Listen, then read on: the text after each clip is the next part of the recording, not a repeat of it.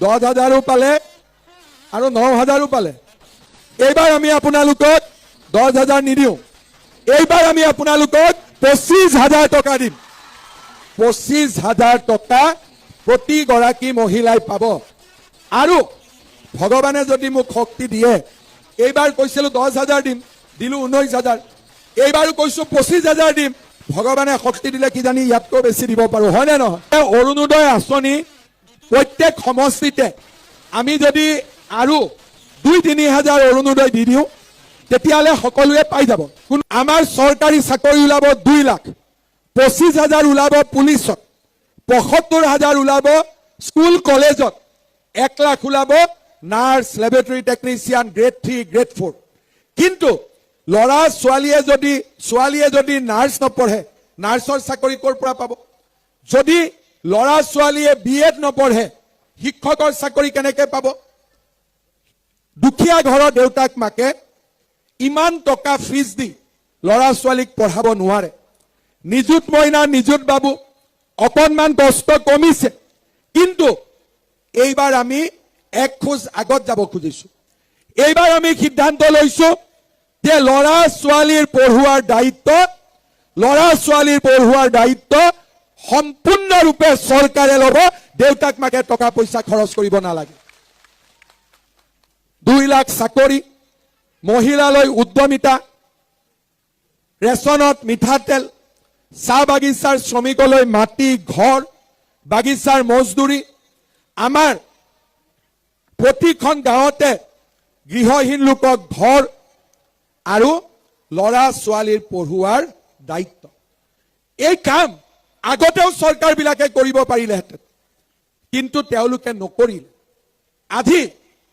আজি তেওঁলোকক আমি ক'ব খুজিছোঁ যে নহয়, ৰাইজৰ কাৰণে যদি আমি কাম কৰোঁ, ৰাইজে আমাক আশীৰ্বাদ দিয়ে, ৰাইজে আমাক মৰম কৰে।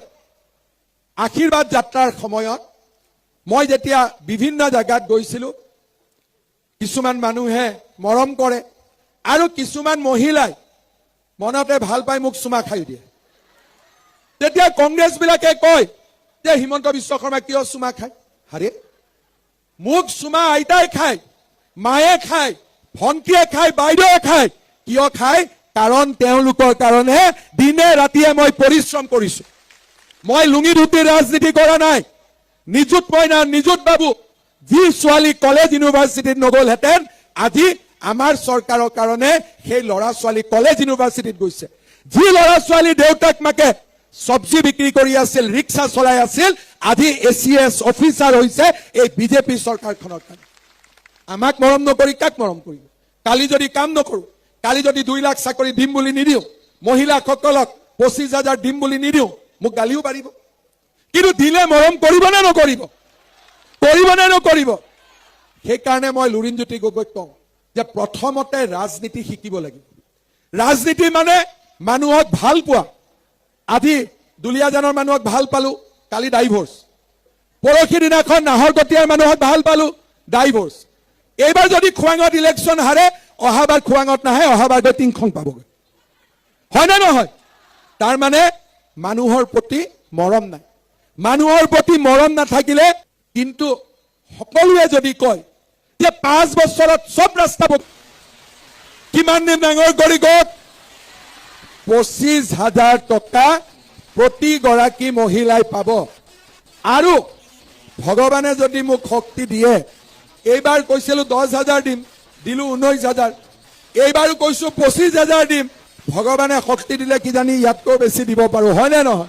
অৰুণোদয় আঁচনি প্ৰত্যেক সমষ্টিতে আমি যদি আৰু 2-3 হাজাৰ অৰুণোদয় দি দিওঁ, তেতিয়াহ'লে সকলোৱে পাই যাব।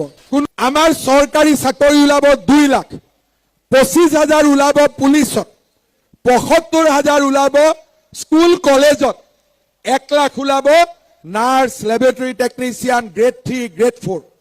কিন্তু ল'ৰা ছোৱালীয়ে যদি নাৰ্ছ নপঢ়ে, নাৰ্ছৰ চাকৰি ক'ৰ পৰা পাব? যদি ল'ৰা ছোৱালীয়ে BEd নপঢ়ে, শিক্ষকৰ চাকৰি কেনেকৈ পাব?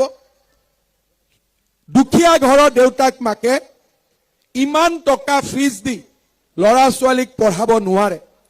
নিযুত মইনা, নিযুত বাবু অকণমান কষ্ট কমিছে, কিন্তু এইবাৰ আমি এক খোজ আগত যাব খুজিছো। এইবাৰ আমি সিদ্ধান্ত লৈছো যে ল'ৰা ছোৱালীৰ পঢ়ুৱাৰ দায়িত্ব সম্পূৰ্ণৰূপে চৰকাৰে ল'ব। দেউতাক মাকে টকা পইচা খৰচ কৰিব নালাগে।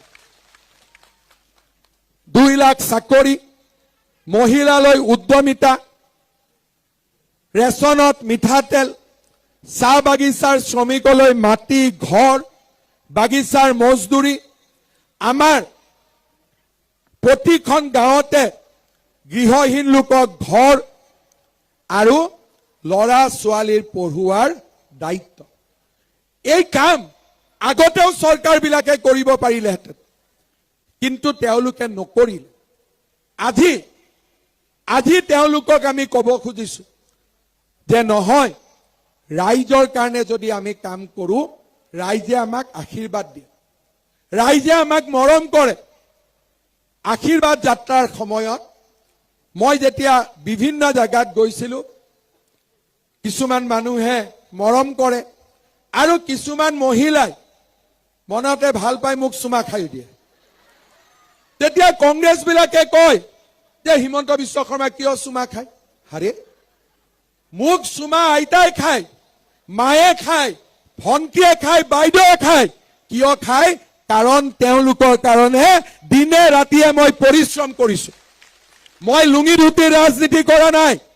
নিযুত মইনা, নিযুত বাবু, যি ছোৱালী কলেজ ইউনিভাৰ্চিটিত নগলহেঁতেন, আজি আমাৰ চৰকাৰৰ কাৰণে সেই ল'ৰা ছোৱালী কলেজ ইউনিভাৰ্চিটিত গৈছে।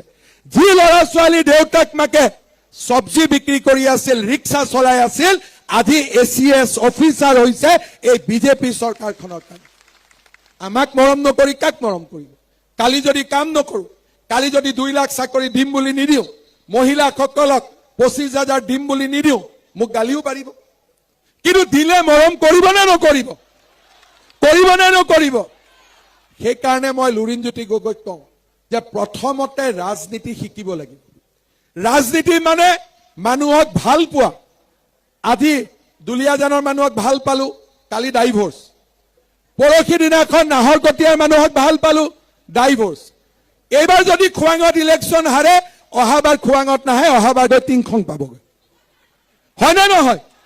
তাৰ মানে মানুহৰ প্ৰতি মৰম নাই। মানুহৰ প্ৰতি মৰম নাথাকিলে মানুহে ৰাজনীতি কৰিব নোৱাৰে। শ্ৰদ্ধা ৰাইজ, খোৱাঙৰ কাৰণে এজন বিধায়কে 5 বছৰত যিমান কৰিব পাৰে কৰিব পাৰে, কিন্তু সকলোৱে যদি কয় যে 5 বছৰত চব ৰাস্তা